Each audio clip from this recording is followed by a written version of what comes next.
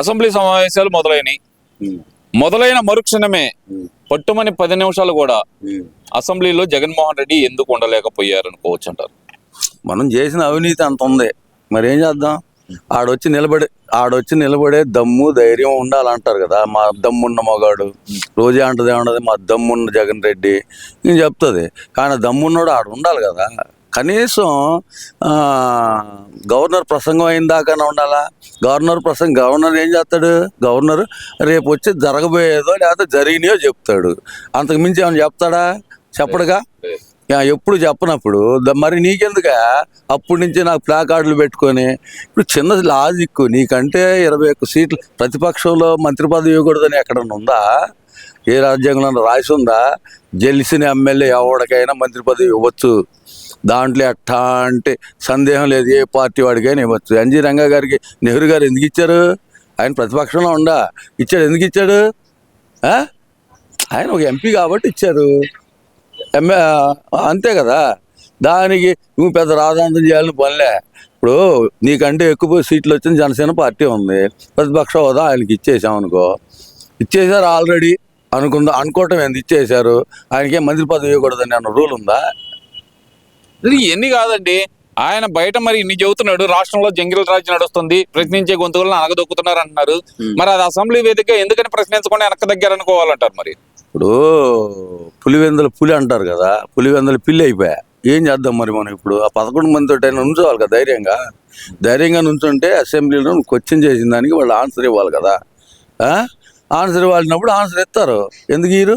మరి నువ్వు అడగాల్సింది ఎక్కడ? అసెంబ్లీలో అడగాలి. నువ్వు బయట ప్రెస్ మీట్లు పెట్టుకొని ఆడేదో చేస్తాను, నేను ఇంకోటి పొడిచి పారేస్తాను అంటే ఎవరు నమ్ముతారా స్వామి?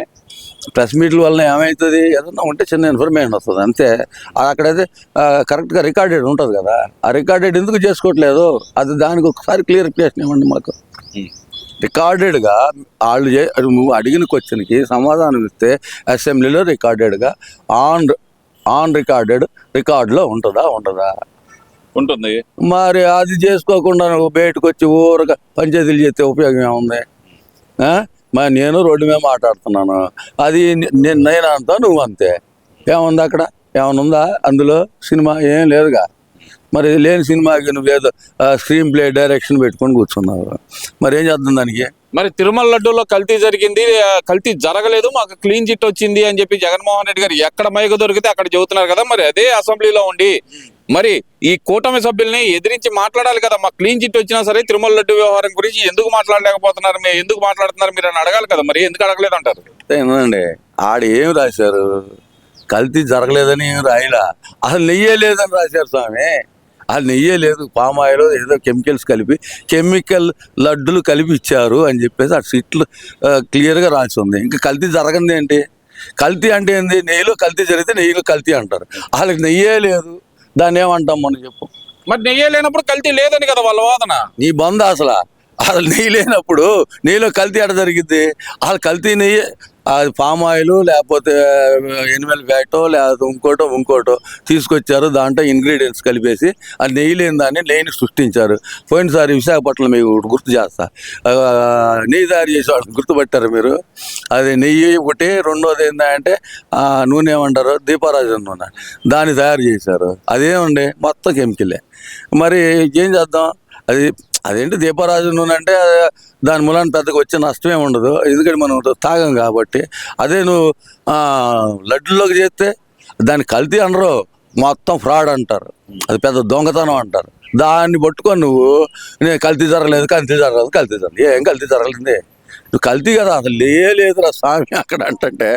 కల్తీ ఏంది ఇంకా అక్కడ? అందులో కల్తీ అనే పదం వస్తుందా? అది నెయ్యి లేదు అంటున్నావు, దాన్ని కల్తీ అంటావేంటి నువ్వు? అది నెయ్యలేదు, దాని ఇంగ్రీడియంట్స్ కలిపి దాన్ని నెయ్యి ఫ్లేవర్ వచ్చి ఇదే మన మామూలుగా ఏదంటే కోకోకోలా ఈ కలిపినట్టుగా చేసి ఆడ పడేసి మరి దాన్ని ఏం చెప్తాం మనం? దాన్ని కల్తీ అనరు, పెద్ద ఫ్రాడు, పెద్ద బోగస్ కంపెనీ.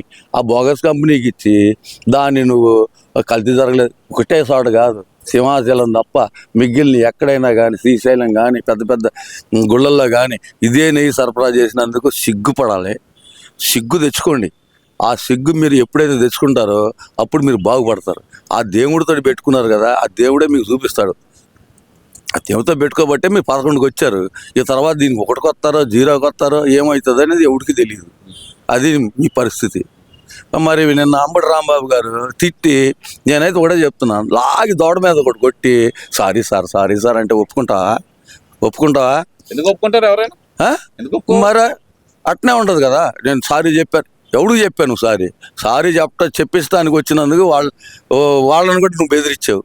అందుకే కదా ఇంతమంది పోలీసులు నిన్న కూడా ఆయన అంటున్నాడు కదా, తగ్గేదేలే అంటున్నాడు కదా. మరి నువ్వు తగ్గొద్దు, ఏం చేయొద్దురా నాయన. నువ్వు తగ్గటానికి కనీసం 100 రోజులు పట్టింది, కానీ పండగ చేసుకో హ్యాపీగా. పొద్దున మా లడ్లు వంచారు 12ంటికి బెయిల్ వచ్చిందని, 12 దాకేమో ఇట్లా అన్నాడు రప్ప అని. ఆ తర్వాత 6 వంగిపోయాడు, తోటకూర వంగిపోయినట్టు. ఎందుకు వంగిపోయా? అప్పుడు కూడా అనొచ్చుగా బెయిల్ రాలేదని చెప్పి రప్ప అని. అప్పుడు ఎందుకు అనలేదురా నాయన? నీకు తొందరపడక సుందరవాదన. నిన్నైతే మేము ఏదో అనుకోలే, ఏదో కామెడీ పీసులే ఏదో మాట్లాడుతున్నాడని చెప్పి మేము ఊరుకున్నాం. కానీ లేదంటే ఆ రోజే ఈ పోలీస్ ప్రొడక్షన్ లేకపోతే నీ బతికేమయ్యేదో చూడు, అది ఆలోచించుకో. ఎందుకంటే చిన్న పబ్లిక్గా చెప్తున్నాను నేను. ఇప్పుడు అంత పెద్ద మాట అన్న తర్వాత బతికుండా అంటే నీ అదృష్టం. పోలీసులు నేను ప్రొటెక్ట్ చేయబట్టి ఇక్కడ జంగిల్ రాజ్యం నడవపోబట్టే నువ్వు అట్లా ఉండవు. అదే మీ గవర్నమెంట్ అయి ఉంటే ఈ పాటికి నాలాంటోడు అంటే ఈ పాటికి నరికేసేవాళ్ళు. నాకు అది కూడా తెలుసు. అర్థమైందా? కొంచెం సమన్వయం పాటించండి అమ్మా.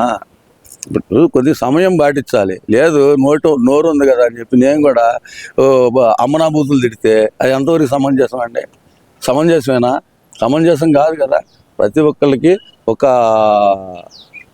ఇది ఉంటుంది, ఏంటంటే లేదులే పోనీలే, ఈ చంద్రబాబు నాయుడు పోనీలే, వాళ్ళు ఏదో అంటున్నారని చెప్పేసి వదిలేస్తా కూర్చున్నారు.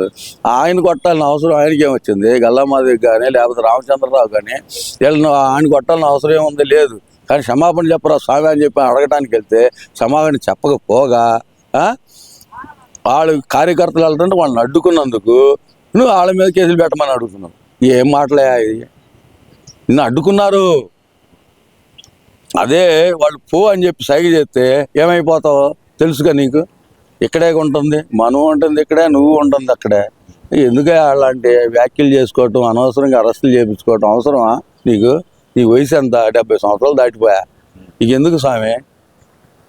మిగిలిన నేను చెప్పలే, సంజన సుకన్యాల గురించి లేదా ఇంకోటో అవన్నీ ఏదో కామెడీ పీస్లే, ఏదో సరదాగా నవ్వుకోవటానికి ఆయన ఏదో పంచలేస్తున్నాడులే అనుకున్నాను.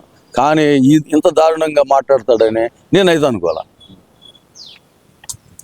కేఎస్ ప్రసాద్ అంటున్నారు కదా, అసలు పొళ్ళు కొరికేస్తున్నారు కదా. నేను అసలుకి ఆయన ఏమంటున్నాడు, ప్రతిపక్ష హోదా ఇస్తే కనుక మీరు భయపడి వస్తున్నారు అనే మాట అయితే అంటున్నారు కదా. అరే భయం ఎందుకురా నీకు? నువ్వు భయపడి వస్తున్నావు.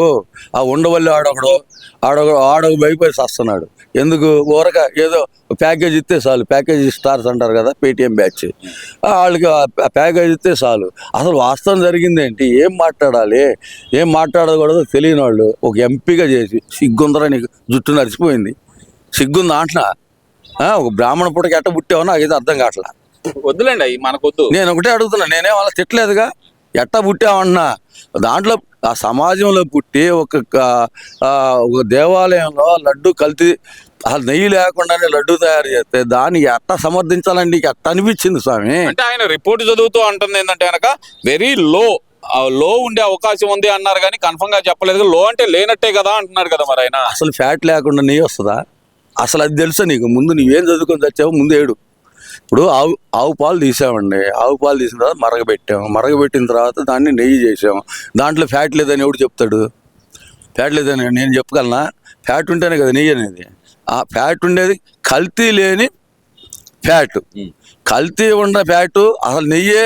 వాళ్ళు పాలు లేని డైరీ, వాళ్ళు ఒక ఆవు లేని డైరీ, దాంట్లోంచి మీరు ఇన్ని ట్యాంకర్లు ఎట్లా తెచ్చారా స్వామి? మీకు దండవరా బాబా, నేను నిజం చెప్తున్నా, మీకు దండవరా స్వామి.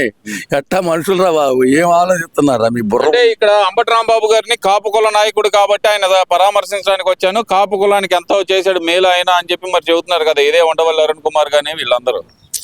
ఏమంటే కాపు కులం కార్డు ఎందుకు వచ్చింది అసలు ఇందులో? నాకు తెలియదండి, అది వాళ్ళు మేము తీసావా? కాపు కులం వస్తుందని కానీ లేకపోతే రాంబాబు గారిని ఏ రోజన్నా ఎవరన్నా ఒక్కడు ఏ మీడియాలో ఉన్న మాట్లాడా? కాపు కులస్తుడని కానీ లేకపోతే జోగి రమేష్ వాడు బీసీ అని కానీ ఎవరన్నా మాట్లాడారా? ఎవరు మాట్లాడాల.